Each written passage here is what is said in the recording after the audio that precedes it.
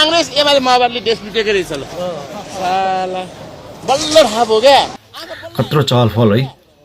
हामीले नबुझेको सुन्नुहोस् न यहाँ यो बौद्धमा छ कि यो कपनमा मोर देन 15,000 रङनियाहरू आएर बसिरहेको छ यहाँ यो पछि गएर घातक हुन्छ यो पनि भोट ब्याङ्किङ हो सायद नागरिकता वितरण भइसक्यो होला होइन यसको लागि विचार व्यस्त गर्नुपर्छ अहिले सरकार सोच्नुहोस् यो पछि गएर घातक हुन्छ होइन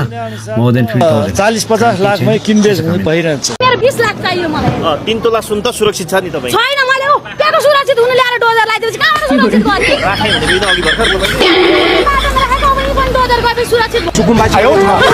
पर्छ उहाँहरू मल थडाएर बस्दिने भएर पनि गाह्रो भयो यहाँ हामी एउटा के अरे तपाईँको जग्गा भएको मान्छे एउटा 1 तला घर बनाएर बन्छ उनीहरू 5 तला घर बनाएर बस्ने भएर पनि यो गाह्रो बनाइदियो सरकारलाई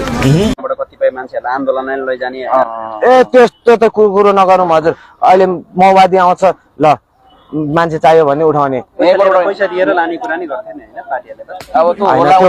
अब ठुलोबडा मान्छेले भेट्ला पैसाहरू होइन त्यो सानोतिनो मान्छेले भेट्दैन हजुर